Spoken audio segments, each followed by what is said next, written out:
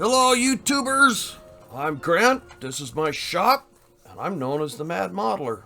Anyway, today we have a Schweitzer 126. This is a very, very old, it's got to be 40 years old, an old Sterling kit that I had framed up, had hanging over my head for 30 years, finished it, put an electric motor in the front, with a folding prop, and half destroyed it on the maiden flight. So it's all been rebuilt. I redid the front end out of Kevlar fiber, and this ought to be able to take a 20mm hit now, but I'm gonna cover it tonight. So I don't know, you guys probably have some suggestions. You probably don't like the way I do stuff. Would you get off of there? Ah, I hate it when stuff is on my cord. Okay, so I've got my part cut here. I would do this in two halves. Let me see if I can get that camera over here a little bit better. I would do this in two halves. However, I don't have a lot of this monocoat, and it is getting hard to find. So I'm gonna do this half. I'll do the other half, and then I'll do the front. Now, most of you guys probably know how to do this. If you do, I suggest skip forward, because I have a really cool way to put graphics on that will keep the bubbles out. And I know a lot of you guys have a problem with that. There used to be a tool around there called a woodpecker that you could put little pinholes in your monocoat that would let the air out. Well, this, you don't need that tool. Alright, when I monocoat, I'll tack one side, one end, in the middle, and I'll stretch it, and hopefully it doesn't come loose. Sometimes it does. It's trying to already, so a little bit more heat on there. Let's get it to stick to that covering. Alright, there. And I'll stretch it, and I'll tack it. Boy, that camera, I've got a new camera, and it's not easy to work with, so bear with me. I'll stretch it here at the tail, and I'll tack it. This is a good example. This fuselage has got some compound curves to it, and some nastiness that most people don't like, and I will show you how I get around that. So like I said, bear with me if you've done this before. I need to adjust that camera yet again, don't I? Let me get it down here a little bit lower. There we go. Or maybe back a bit, get a wider shot maybe. No, you don't want to see me. I don't even want to see me. Okay. Alright. Pardon while I move the camera.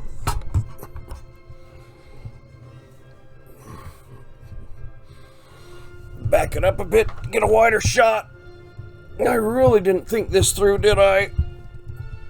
There's a lot I don't really think through. There we go. That's better. Now all you're going to see is my fat belly. You know, after 60 years, I'm proud of that shed that I built over my tool. I hope there's no kids watching. Alright, so this fuselage has some ribs. You see, there's this rib that runs down this side that sticks out quite a bit. I'm going to try to get this thing to adhere to the keel, and then I've got to go around that wheel hole. And it's a matter of pulling and securing as you go.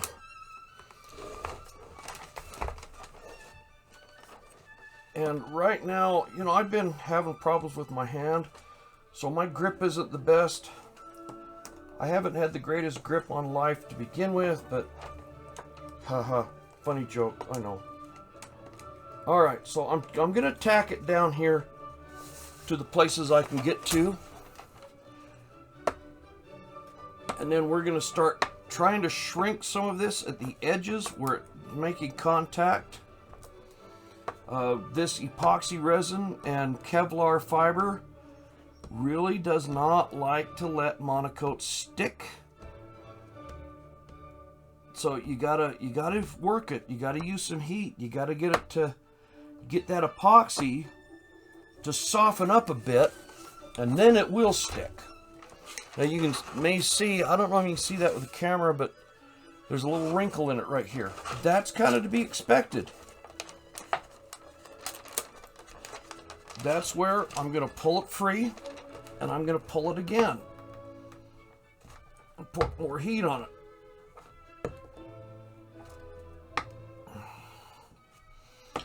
Now I want you people that are watching to understand that the whole reason I started this YouTube channel, number one, is to help you guys with your building. I have been building, well, my first airplane, my first balsa airplane, I built at the age of 5. It was a Gillows Newport 28. I did it with my dad's help. My dad used to work for Thiokol Corporation, which they're the company, well, they turned into Morton and then Autoleave, but they're the ones that built the space shuttle boosters. And back in the day, his first job out there was in the model shop. When he started out there, I mean, he built some models, and then he, as an extra source of income, he used to build models for people. And I always thought it was really cool. So I don't know if it's a genetic defect that certain people are attracted to these toys, I guess a lot of people call them, but they can be an absolute art form. So I hope you don't mind while I'm talking. This covering stuff is pretty boring. All right, we've come to a spot here. Got to get it up under my armpit so I can work with it. Come to a spot here where the monocoat wants to wrinkle. Let me get the camera down here again so you can see exactly what I'm talking about.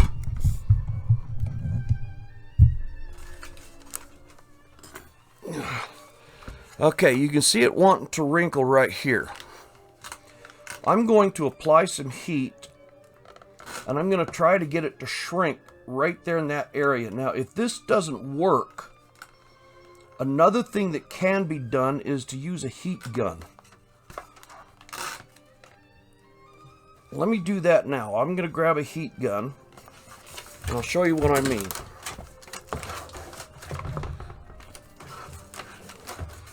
Now, this can burn the fingers a little bit, so be careful. But if you heat this stuff up, try to blow the heat away from your fingers, also helps.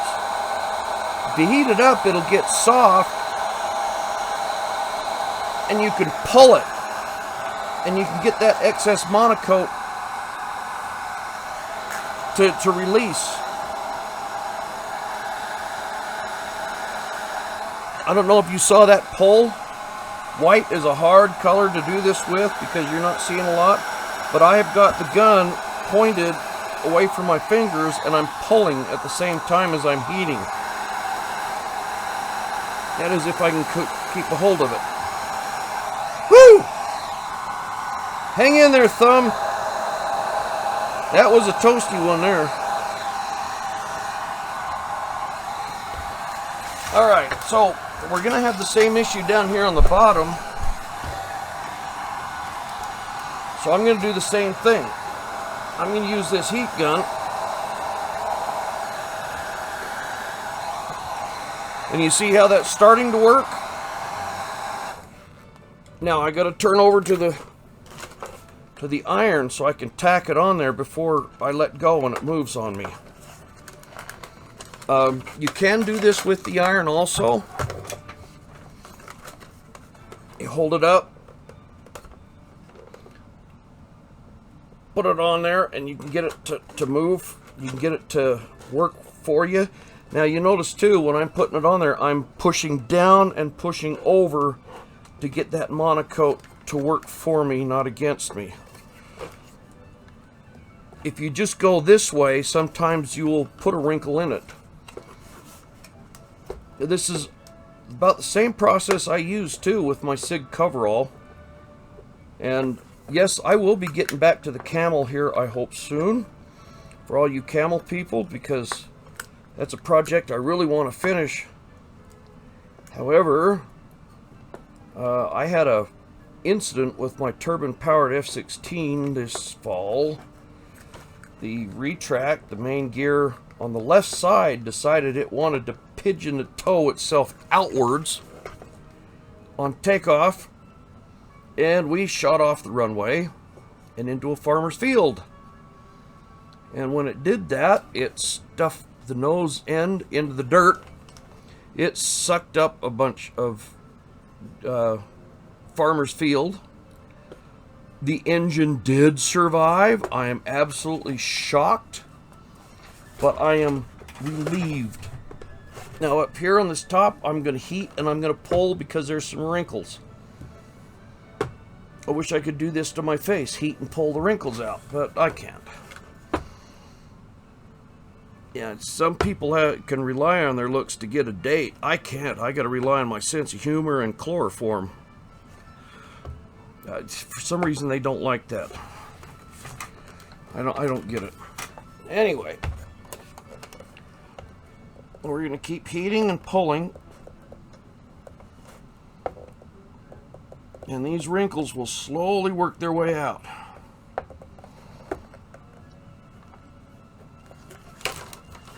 Okay, now I'm going to go back to the backbone, and I'm going to continue to work. Now, see what happens? When I pull it here, you can see it's trying to wrinkle up in this area, which means I may have to pop it loose a bit and back up. No big deal. Now, if you're using something like balsa ride on here, it might be a big deal. I don't use that. All right, I backed up enough. Now I can go about it. I can hit it again. Yep, still did it.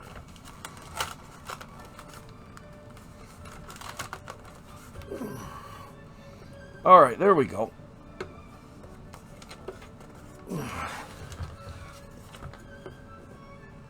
Now we gotta heat it and pull it.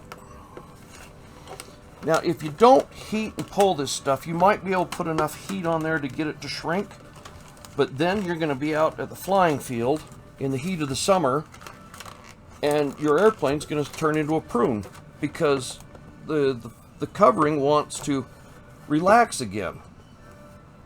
So that's why I like to heat and pull at the same time.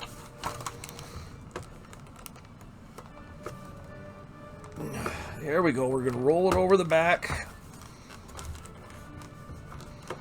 Continue to roll. Oop, gonna have a big wrinkle there. It's all right. It'll come out as I keep working it.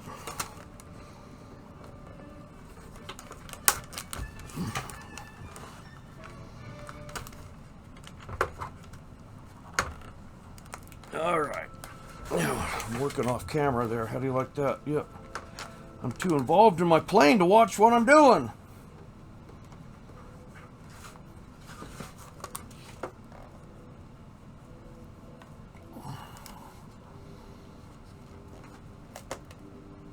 Now we're going to heat up a whole bigger area here to get it to pull for us.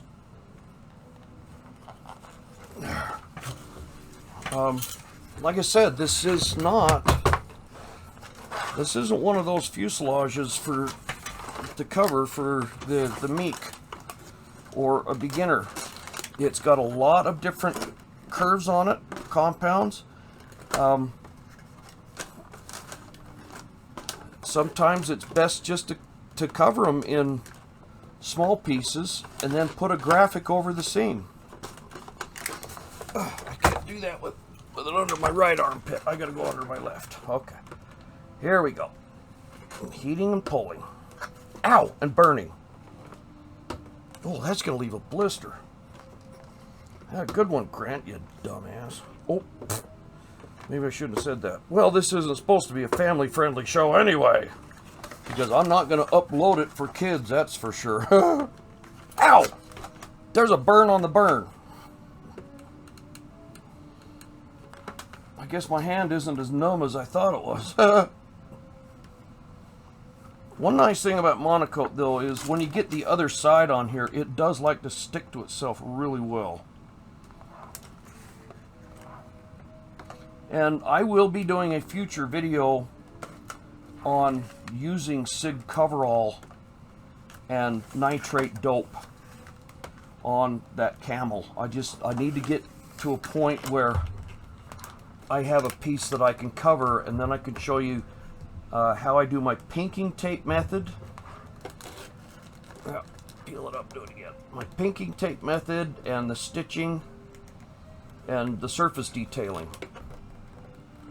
Because you'll be surprised at how simple it can be, and the results are well worth it. Oh man, I got a fold over in that one, so I better heat it up and pull it. Yeah, great. And I've pulled the color right off the back of the film. Good job, you dimwit. That's alright. This is just it's a toy airplane anyway, right? It's just made for fun flying. This is not one of my real scale birds. If it was, I sure wouldn't be using monocoat. I would definitely be using probably a genuine fabric.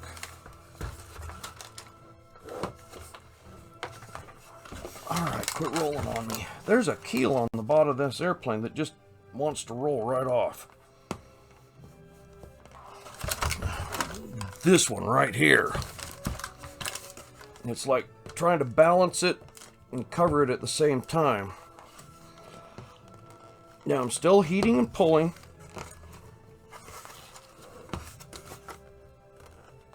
Heating and pulling.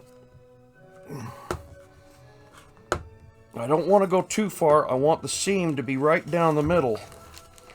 What I should have done, maybe, was just cover it up here to this break point on the fuselage and then do a separate piece along the back. I think the full-size Schweitzer, this was aluminum plate anyway, and it would have, you know, it would have been all right. You would have had monocoat where the aluminum was and the monocoat in the open areas where the fabric was, depending on the model of the Schweitzer. When they first started, the whole fuselage was fabric, and then they started putting aluminum on it. All right, you see some wrinkles here, some wrinkles here, but this is going to come out. Trust me. Now, I've gotten to the point where I need to do a stress relief. If you look at this fuselage, there is an angle right here. So it's straight to here and then straight back to there. So that's where there's a stress point. Now I'm going to cut it right at that stress point so that I can get it to roll over some more. And here we go. This is where Grant burns his thumb again. And on the third time, Grant says some really foul things.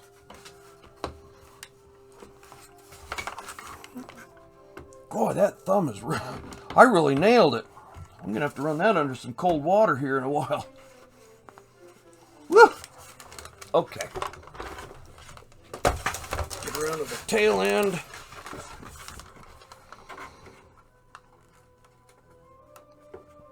One thing about this Schweitzer too, also, I should say, is that all of the controls on this glider are internal.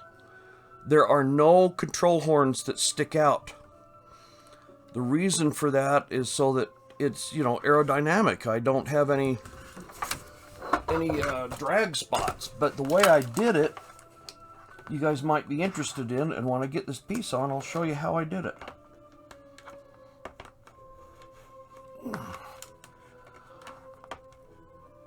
Alright, come on. Keep pulling. Keep going there. Now, don't let go, dummy. My thumb, other than the burn mark, is just about numb lately. I don't know. I got something going on with my hands and my nerves that it's creating a lot of havoc. And I expect tonight when I try to sleep, this left hand is going to feel like it's being dipped in liquid nitrogen. That seems to be the modus operandi lately. All right, roll this around. I'm going to use the scissors as kind of a guide. I'll put that one blade up against where I want to on the inside, and I'll just let it go, like so. Now, where did that little stand go? There it is. All right. Now, I can roll that monocoat right around to the back side so it doesn't pull loose again.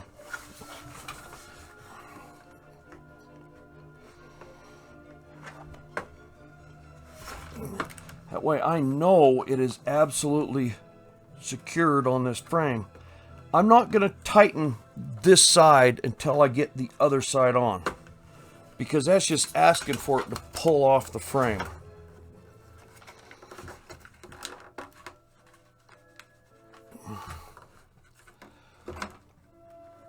All right, now before I do anything on this other side, before I cut here and go out, I'm going to show you something. See this ball link here? That goes to the rudder. You see this top thing here? That, oh, what did I do? There it is. That sockets into the bottom here. Like so. So now you can see that my control horn is internal. Sweet, huh? Yeah, I used to have a control horn on here.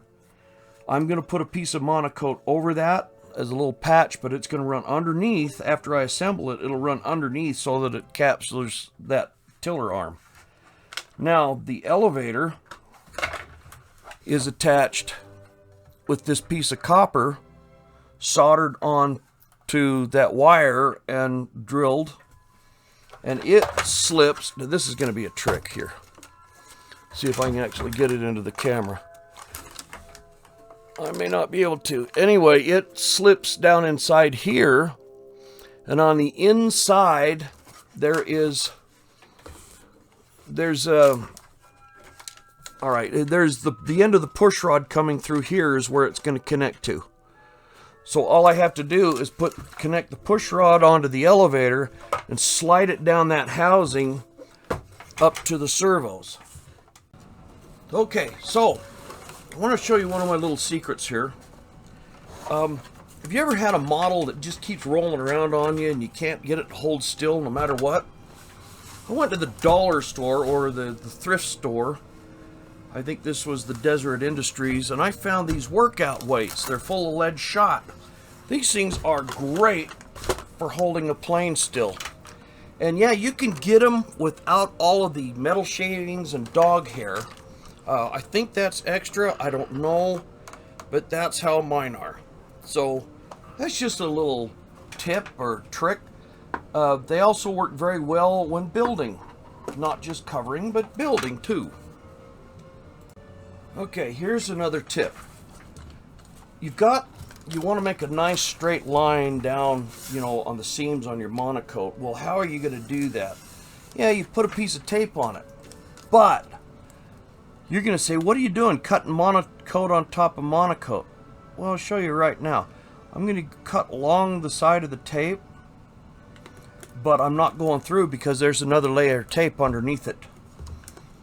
So by the time I'm done, I will have trimmed my monocoat and not cut through the layer of monocoat that's under it.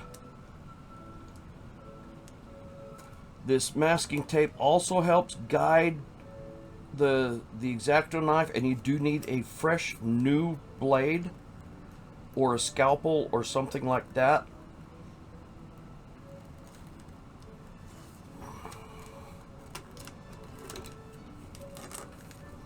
All right, got that cut.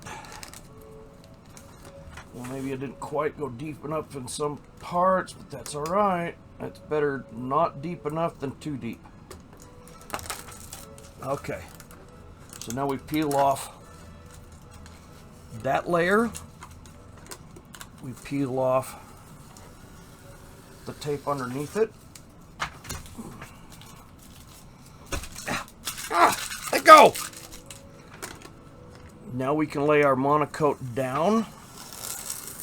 We know we've got a straight edge, and we can finish covering, at least this side. Okay, now here's one more thing I do. Anytime you have an edge of the monocoat where you got nothing else to back it up, put a little bit of CA in the gap. That will flow underneath the monocoat and hold it to the frame. That way when you tighten it up, it doesn't pull on you. Okay, compound curves. These are fun. Oh yeah, right. I've tacked it right here. I've got plenty of monocoat on the nose left over that I can grab a hold of it and pull as I tighten this. I usually start with a midline. Like I said, I've tacked it here, and I'm going to start right down the middle of it. And as I go, I'm going to start and I'm going to go outwards with the iron. Heating and stretching and getting it to conform to my will, not its will. When I come up to the nose, I'm going to have to pull pretty hard. If my hand will do it. You can see how hard I'm pulling. I'm getting the shape to show through here. And I'm going to heat and pull at the same time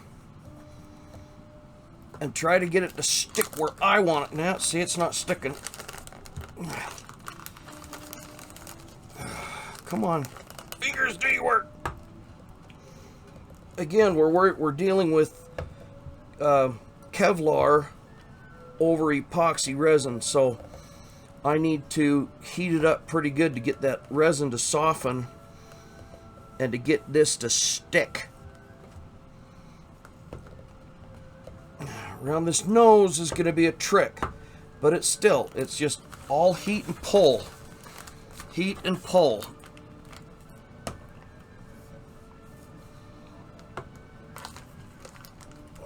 I've done this over polyester resin before too, and it's still the same thing. You heat it up, you get that layer of resin to soften. Sometimes pulling the monocoat up, let's see if I can get that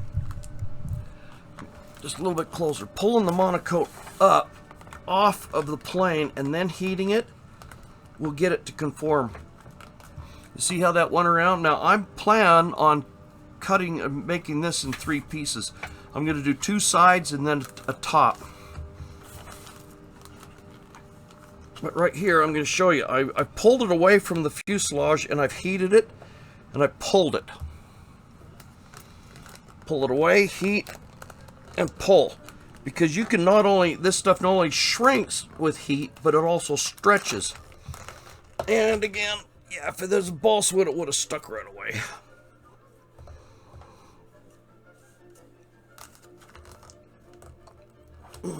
Heat and pull. Okay, now that the fuselage is all covered, I haven't begun to shrink it yet because I don't want any of these things to pull on me. So I've gone around and I've put my thin CA around all of these holes. Yeah, I'm leaking all over my new mat. Around all of these holes, and I've also put it on the seams between the monocoat itself. One cool thing about this monocoat, this has got acetone on it. Monocoat is impervious to acetone. So after you put the CA on there, the CA will run underneath that monocoat, underneath that seam, and then you can take and you can wipe off the excess with some acetone, and it will literally clean it up and make it look like one piece just about. So that's what I'm doing now. I'll just clean it up here real quick. Then I'm going to take my heat gun. Since there's a few wrinkles and stuff on here, what's going to happen is this whole thing is going to shrink and it's going to settle. And it should pull the wrinkles out as long as I've got all of the edges secured with super glue. So let's see what happens.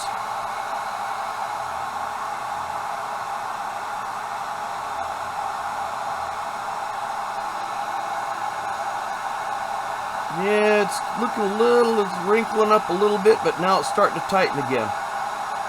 It's exactly what I wanted it to do. I wanted it to relax, shift, and retighten.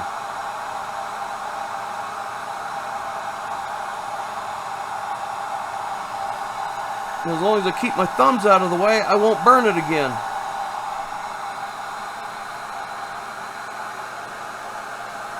And it's doing just that. Looking really good.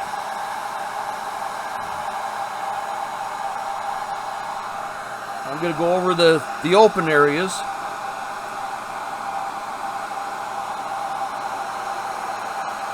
One thing you may want to think about too is when you do these open areas, you may want to do a little bit on one side and then a little bit on the other to keep from twisting your fuselage.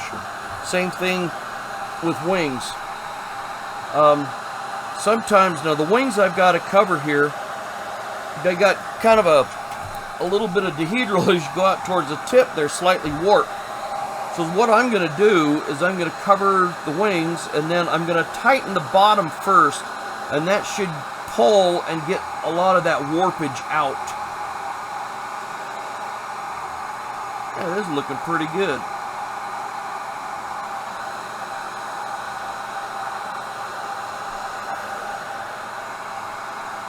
Pretty good. And then we'll have a nice white canvas to start putting some graphics on. Go back and do the other side. Oh, we're getting a visit from the dog. Hi, buddy. Here's the buddy. Here's my buddy. Say hi to everybody. You want to say hi to everybody? Yeah. Okay, on to the wings. Nothing really to see here on this one except, you see that servo? You don't see any linkages to the aileron, do you? That's because the horn is inside here in the aileron, and it is a direct connection to that servo. Like I said, there are no external linkages on this wing. Spoilers are kind of cool too, because no, where's that camera? Everything's backwards to me. When this thing rotates, when that servo rotates, it opens the spoilers, and they're closed with a rubber band. So they pop open like this, and that holds them open. This is a subtle hint, people. A subtle hint, see? It's called subliminal messaging. Get the point? Ha ha ha!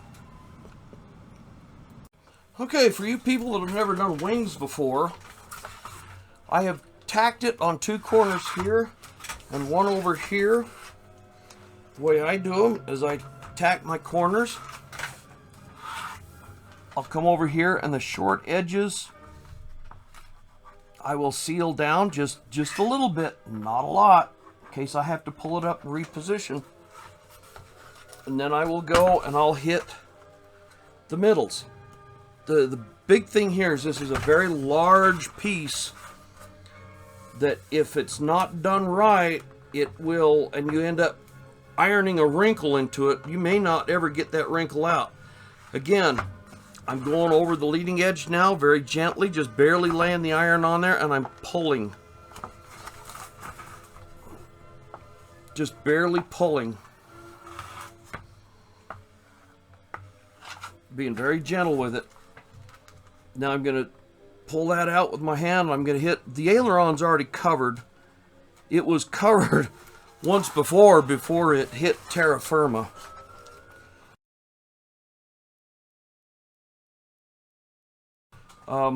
By the way, that little incident ended up being the speed control I put in there.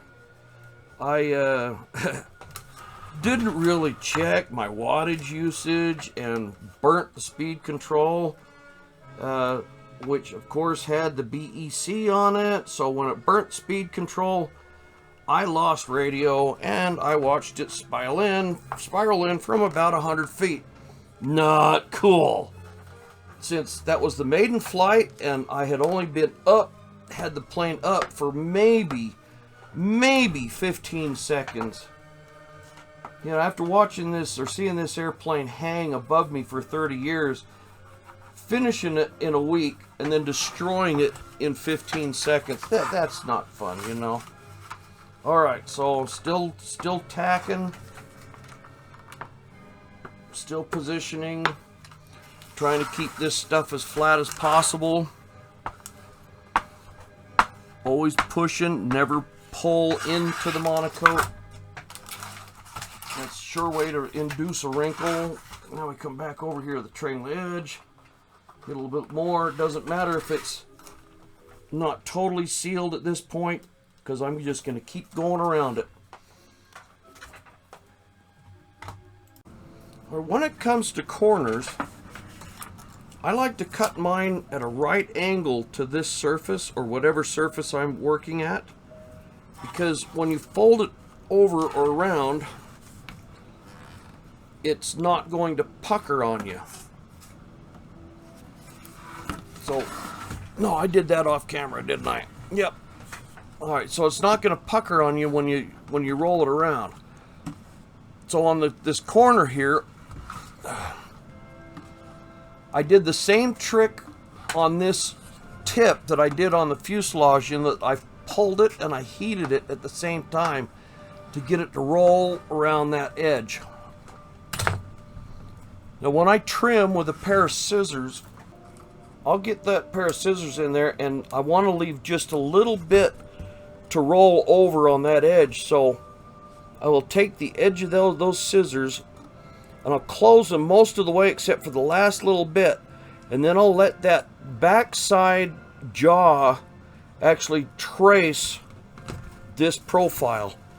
And see how slick that worked?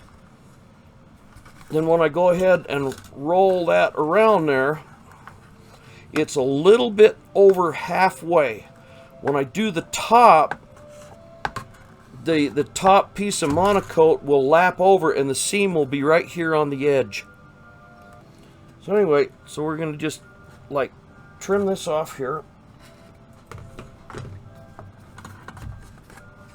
And then we can finish rolling it around the edge. Same thing with this one.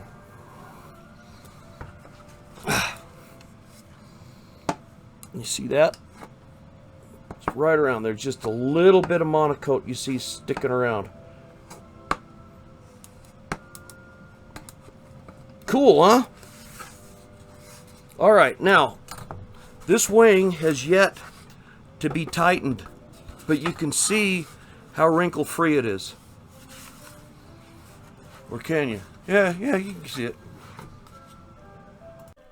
All right, one more little tip too. I'm gonna try to put some glue, some Ca in there. Is it Ca or is it Ca?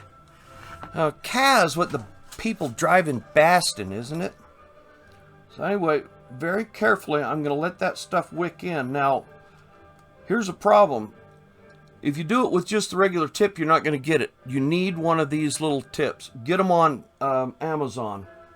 They are well worth it. You can control the flow and you don't really need a cap. Okay, so I got a little bit of glue down inside the aileron. This aileron is only hinged, there's only one hinge here, and then it's hinged here at the servo. It's round on the leading edge, so that there, as it rolls, there's no aerodynamic drag on it. But if you do this and you get CA in there, take a sheet of paper and you can slide that in there and slide it through, and you can get the rest of that CA off. I already made one pass And I don't know if the camera is going to show that. You can see the dark spot here. That's the CA that was wicked up by the paper. I guess you would call that wicked. So I noticed a couple problems here before I went and covered this wing. I've got some broken stuff, some hanger rash, and I've got some joint gaps. You really ought to have some of this lightweight spackle around. I mean, you pick up the damn thing and it feels like it's empty. But this stuff, you can get it at the hardware store. It is exactly what it says. It's a lightweight spackle. It is wonderful stuff. You can glue to it. You can monocoat over it. You can fill with it. It sands like the balsa wood, so you don't end up with, you know, some problems in your surface. And it does take a little while to dry. It doesn't exactly dry, you know, within minutes. You know, not everything in this world needs to be instant gratification. Although, you know, I won't say it. So anyway, I'm going to lay some of this stuff on this wing, and I'm going to let it dry while and this stuff does dry. It doesn't cure because it's a water-based type filler. So I'm going to let this stuff dry while I do the other wing. Okay, she's all covered. Now I've got this beautiful white canvas. What am I going to put on it? I think I'm going to keep it simple. Maybe just, you know, some bold stripes, but I'll show you how to put the trim on. You're going to like this. Okay, so on to the trim. I've traced out or put some paper on my fuselage to get a graphic that I want. Now, how do you put this on your covering? Well, it's really pretty easy. After you get what you want on a piece of paper, you take some of this glue. This is water soluble. It doesn't hurt any of the finishes. And you take this, glue up your graphic, stick it to your monocoat, and cut around it. So, this is how this works. I'm going to put that puppy right there. I know that this edge here is nice and straight, so I don't have to recut that one.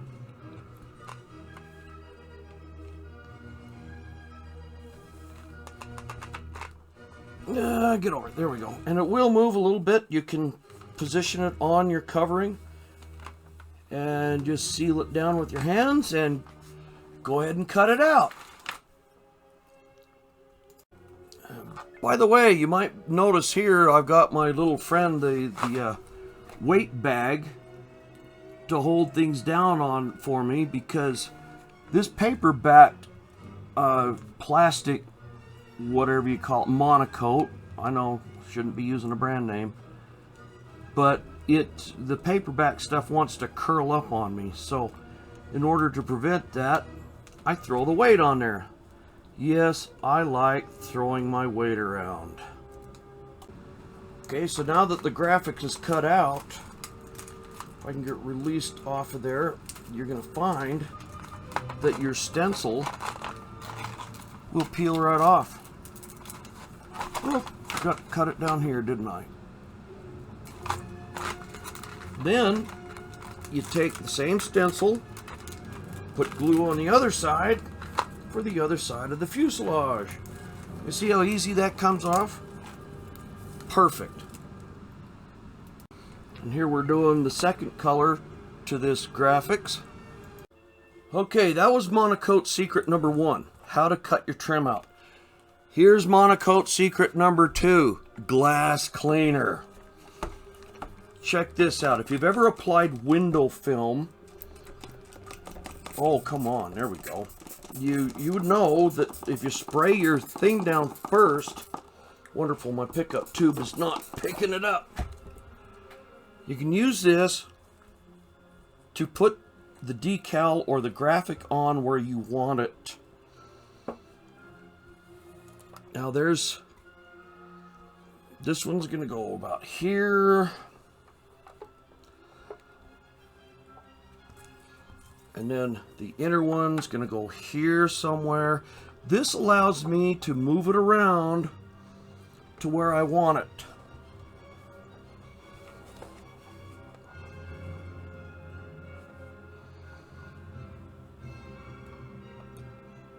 And you can see this method works really well. Now it not only helps you position your graphic, but it keeps the air bubbles out of it too, especially with big pieces.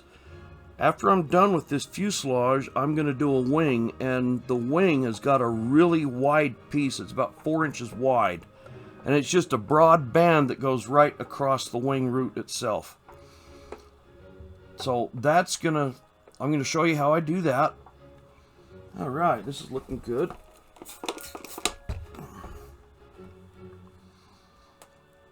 Now I've kind of got it up over the canopy because I want this to be on the canopy brace itself. So that's just going to sit like that. This is going to get lined up down the backbone. Now take your finger and start squeegeeing it out. A paper towel works. After you get it in where you want. And of course, don't have epilepsy like I do, apparently, you know. So, yeah, it's either that or Parkinson's. Good grief, I can't even get it on there right. Come on, Grant, get it all lined up, will you, you dork?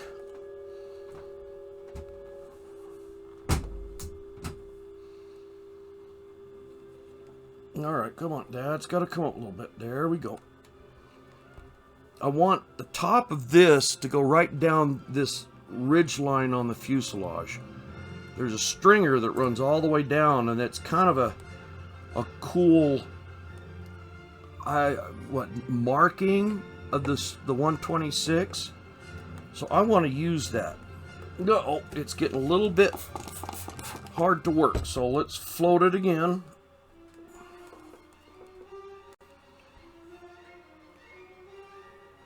Get that one out where I want it.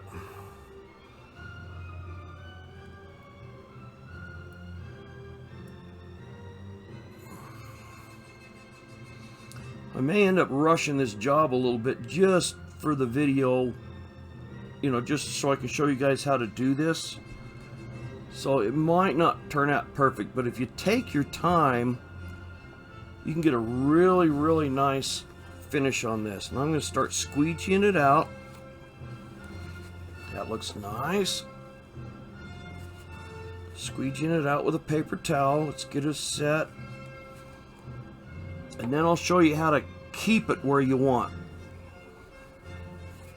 You take your iron, and as you heat it up, this glass cleaner will come out from underneath. Don't move it around, stupid.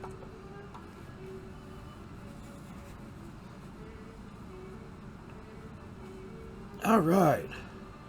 Well, what do you guys think? You like this? I like it. I like it a lot. That is if the thing would quit moving around on me so I can... Come here, Mr. Waits. There we go.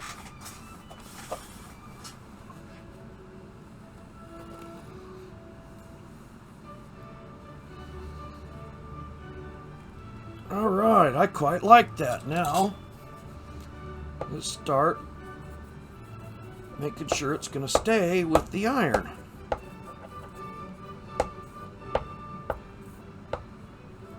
At this point, a sock on the iron would help, and that's because it'll give you like a little larger contact patch here to help secure your graphic in place.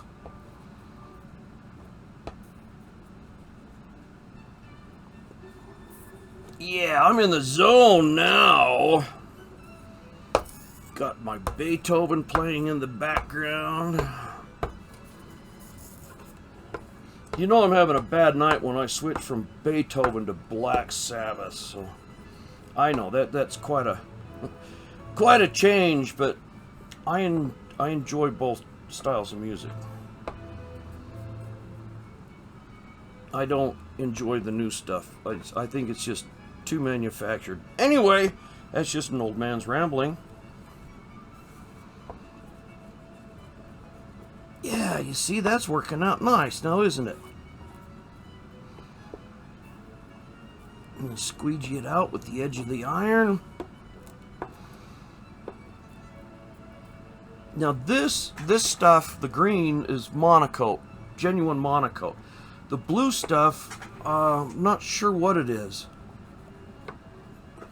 It might even be some Chinese knockoff. Or it might be that Ultra Coat. Not sure, it's just something I had around and I like the color. Alright, so this is how you do that nonsense. Okay, so let's do a large area here. I got this wing. I want to put this turquoise stuff right over that spoiler. So, we wet it out, position it. Then I'm going to take a piece of foam or rubber scraper or something like that. And I'm going to squeegee the water out of it.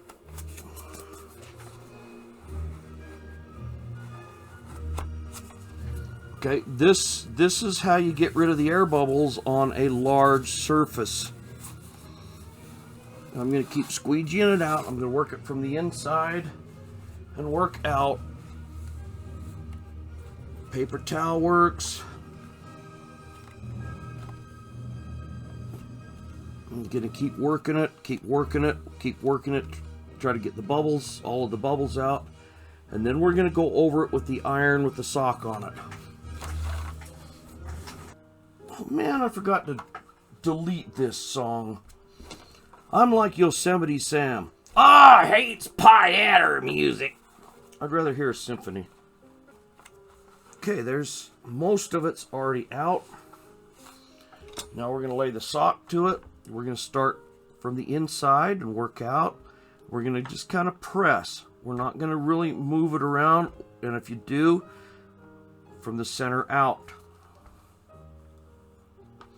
There's still a lot of water underneath that.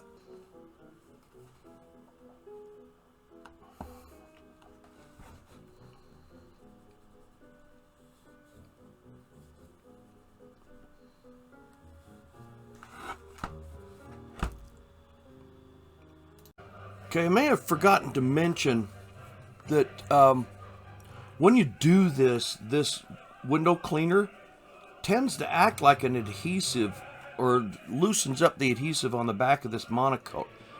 And when you use an iron, you want to use low heat because you just want to get that moisture out from behind the covering itself.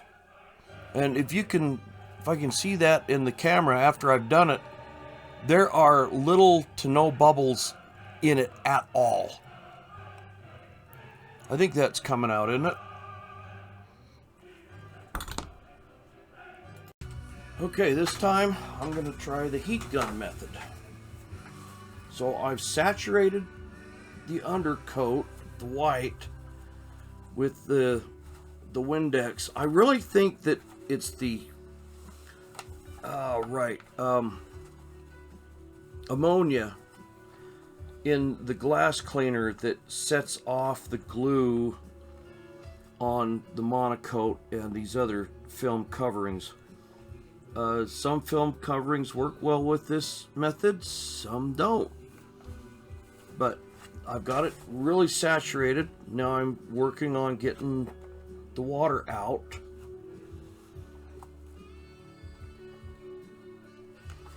And then the heat gun method is to slowly heat it up a little bit at a time. Don't get into a hurry.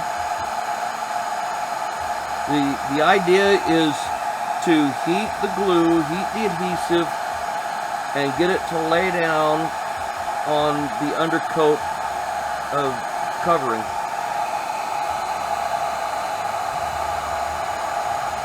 Well, it's been a long time since I've worked with monocoat. I'm usually a SIG coverall and dope guy. Yeah, that's right, I'm a doper.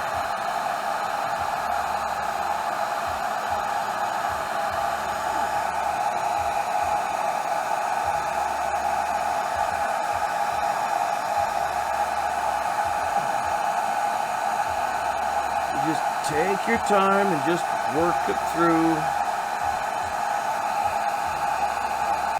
I got some mellow music going on right now because I really don't want to get irritated with my work. Be patient with it. If you have any air bubbles in there, you can prick them with the end of an X-Acto knife or a pin or something like that. You know, do the little prick method. The problem on the leading edge of this wing, it's really easy to get it to lay down because it's all flat. It's back here in the bay areas where it's open, an open framework, that it's a bit of a compound curve and it doesn't want to lay down.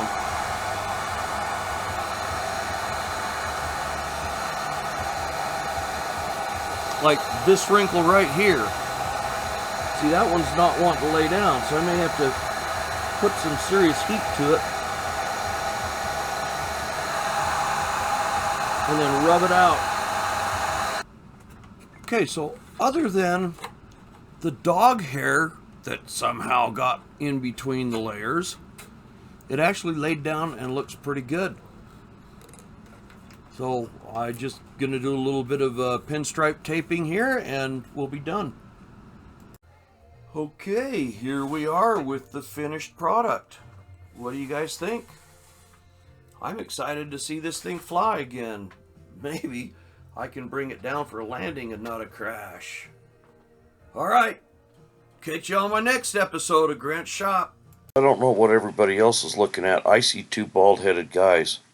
Thank you for watching.